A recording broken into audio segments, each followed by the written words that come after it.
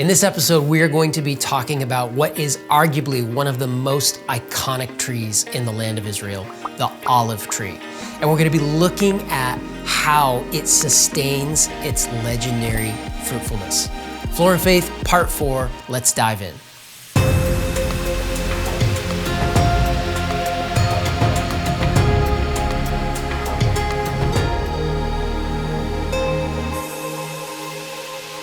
We are talking about the olive tree, the granddaddy of them all when it comes to the trees of Israel. In Hebrew, it's the word zayit. And what I love about this tree is that even if you're unfamiliar with the Bible, there is a deep sense of symbolism that people intuitively grasp. I mean, in our culture, we even use this expression, extending an olive branch. And that idiom actually comes from the first place in the Hebrew scriptures where the olive tree shows up. In Genesis 8, the flood waters are receding and Noah sends out a dove to see how far the waters have receded. And the dove comes back with an olive leaf. And that leaf symbolizes peace between God and his broken world. And as the flood waters are receding, it is just this image and this metaphor that fruitfulness is returning to the earth. And it's that fruitfulness of the olive tree that I want to explore in this episode. Because the olive tree is the elder statesman of the trees of Israel. In fact, you see this olive grove here in the Mediterranean, and olive trees have been cultivated in the Mediterranean for over 6,000 years. And if you just start to look through some pictures of olive trees, I mean, look at how wide the trunk of this tree is. It's all gnarled and hollow, and you can see in some cases it's even starting to split. And you go, I don't know how old that tree is, but it looks absolutely ancient. And this is from the Garden of Gethsemane, where the best estimate we have is that these trees are 1,000 years old. And here's the kicker.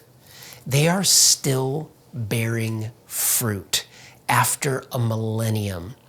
And I don't know how that strikes you, but that feels very, very profound to me, especially as I think about what it means to age. So often in our culture, we think about aging as getting old. It's almost this slow diminishing of life where there's less and less life until all of a sudden life is snuffed out. But that is not what you see when you look at the olive tree. The olive tree is this symbol of fruitfulness that is fruitful all the way to the end. And that is what I want to become, faithful and fruitful right until the end. Now, the fruit of the olive tree is critical. It was essential to the economy of ancient Israel, and we're obviously talking about olive oil. And if you were an ancient person, you would have interacted with olive oil every single day. It was used for all kinds of things, obviously chief among them food. We cook in our home with extra virgin olive oil. You probably do as well.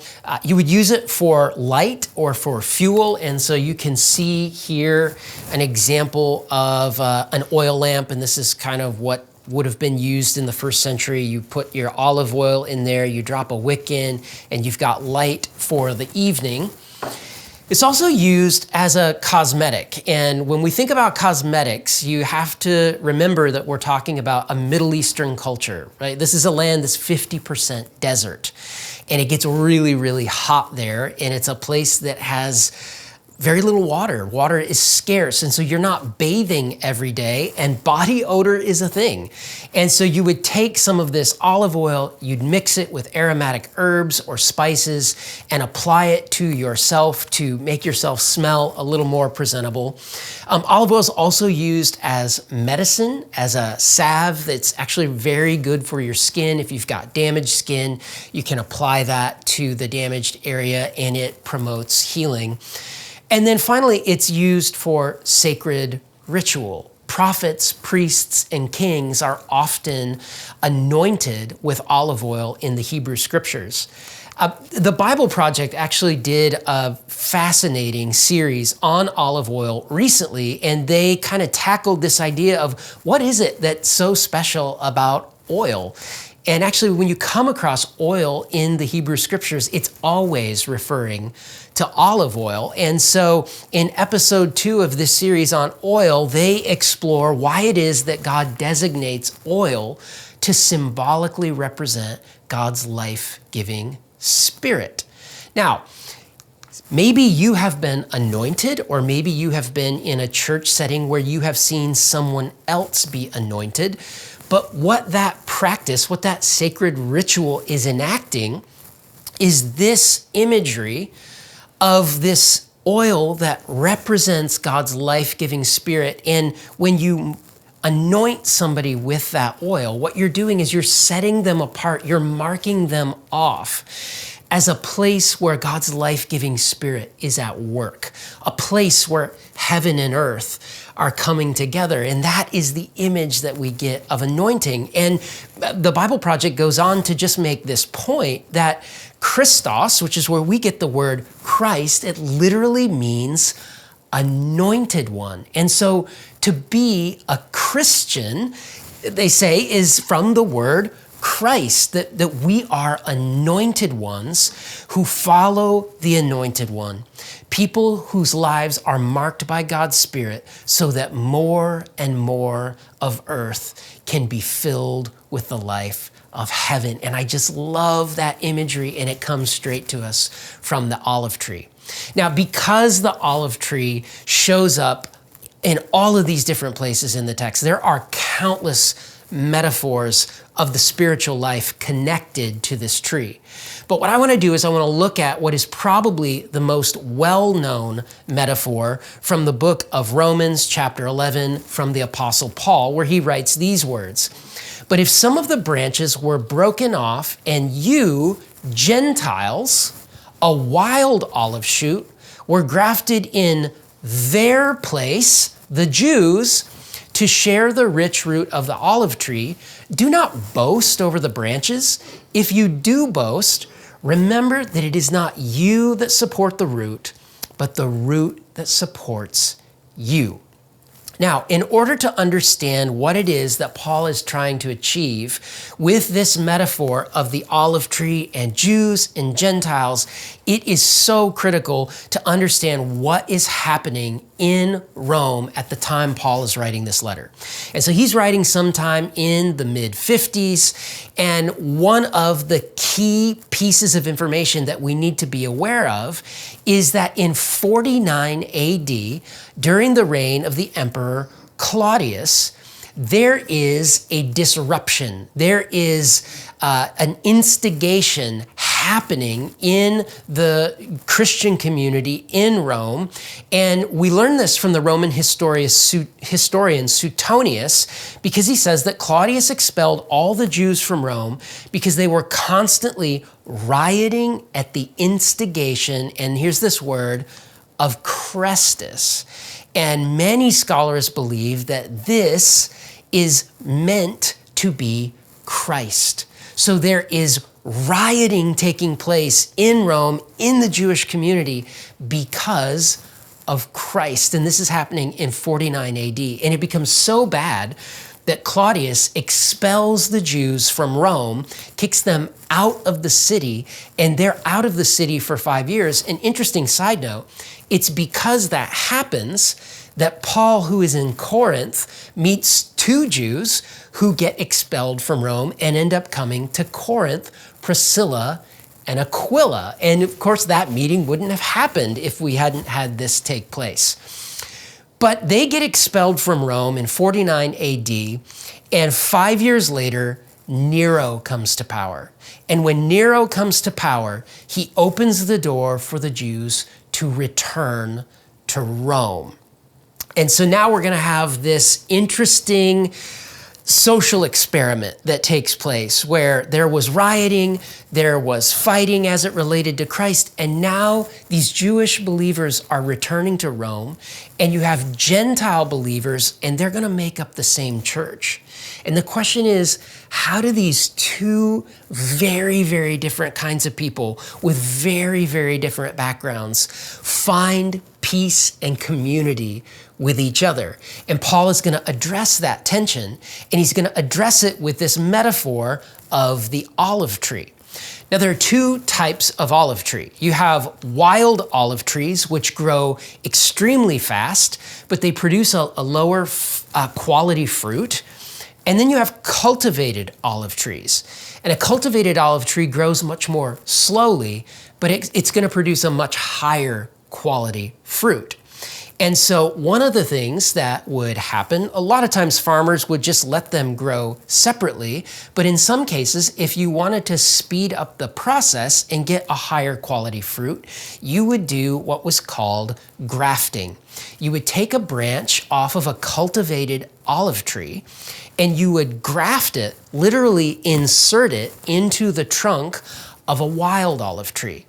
And the idea was that you want to harness all of the energy and life of that wild olive tree and channel that into the branch from the cultivated tree so that you could grow that higher quality fruit faster. And you can see all kinds of images here of grafted branches that have taken and have grown and become really, really fruitful.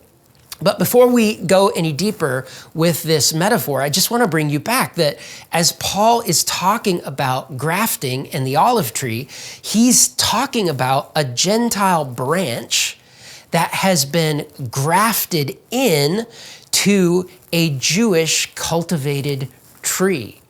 And that's interesting for a couple of reasons. One, no farmer would ever do that. Why would you take a low quality fruit and graft it into the stump of a tree that grows slower? You just wouldn't do that. Paul is saying, yes, God has done this new thing, this unexpected, gracious thing that is surprising, and it is contrary to nature. Paul realizes he's using this metaphor backwards. But what God has done that is contrary to nature, it is a huge gift, because you Gentiles, you aren't replacing the Jews. You are being grafted into their heritage. You are a participant in the blessings that God is bringing into the world in and through this family, and you get to be a part of it. And the indication in the text seems to be that the Gentiles were getting maybe a little bit arrogant, thinking that they had replaced Israel. And Paul comes and he uses this metaphor of grafting from the olive tree to say, no, you get to share in this. And essentially what Paul is doing with this visual is, I think, what makes the olive tree so special. It's what sustains the fruitfulness of the olive tree. And that is that the olive tree makes space in itself for others. You can literally take a branch from a different olive tree and insert it into the trunk of another tree, and it will grow and become fruitful. The olive tree sustains its legendary fruitfulness because it makes space in itself for others. And I really want this to be more than just poetic language, more than just a spiritual abstraction.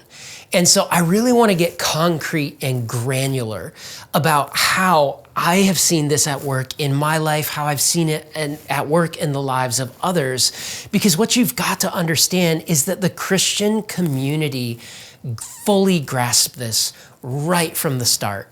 Jesus was well known for the people that he made room for in his life, that he welcomed to his table. The earliest Christians, you can read through the book of Acts, they cared for the poor. They would see someone in need and say, I have room in my life to meet that need, and they would sell their possessions and give what was needed to their brother or sister in need. Another interesting thing that happened over and over again is in the Greco-Roman world, oftentimes unwanted babies would be exposed, just left in the city. And brothel keepers or slave traders would come and take those babies into their homes and turn them into a slave or turn them into a prostitute. And Christians developed a reputation for becoming the kind of people who would walk through the city in search of those kids to say, no, we will make space in our lives for these children. And so from the very beginning, this has been what a life of faithfulness has been all about and what it's looked like.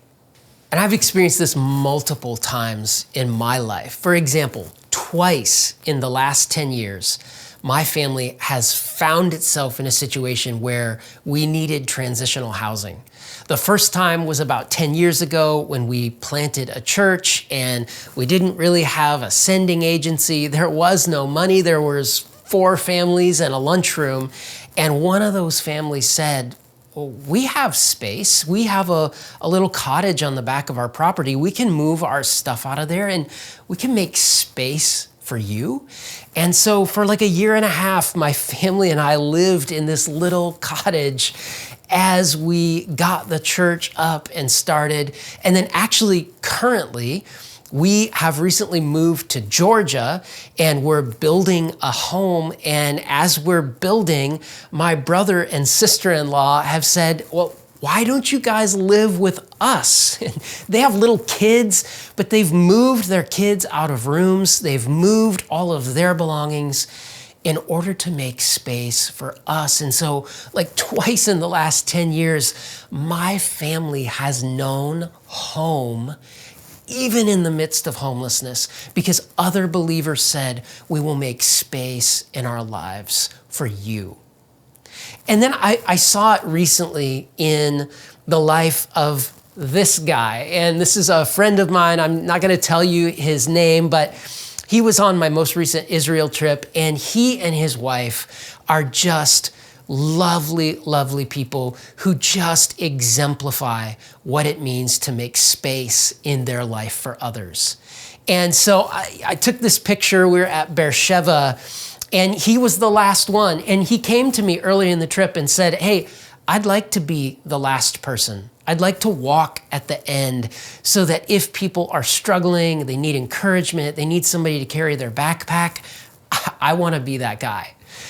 Now, he and his wife are retired, and yet anytime they have come with us on an Israel trip, they always seem to bring a small army of young life leaders. And in their later years, they have just kind of made room in themselves to inspire and encourage and to grow up these young leaders. In fact, when I reached out to them recently, it took them a while to get back to me. And when they did get back to me, they said, we're sorry it took so long. We were at camp. And so they just over and over again exemplify to me what it looks like to open your life and to make space in yourself with others. And the image of the olive tree is that as we go deeper with Jesus and as we become more mature people, that our capacity to open our lives and make room for others is not meant to diminish. It's meant to grow. It's meant to expand, to say to other people, there is room for you here in my life, room to find friendship, room to find kindness, room to have needs met, room for belonging. So friends, there you have it. That is the olive tree. And I don't know what it will look like for you this week, but my hope for you will be that God will give you eyes to see and feet to follow in those places where you sense God's Spirit opening you up to make room in yourself so that others can grow and flourish. May you walk out this text well in your life.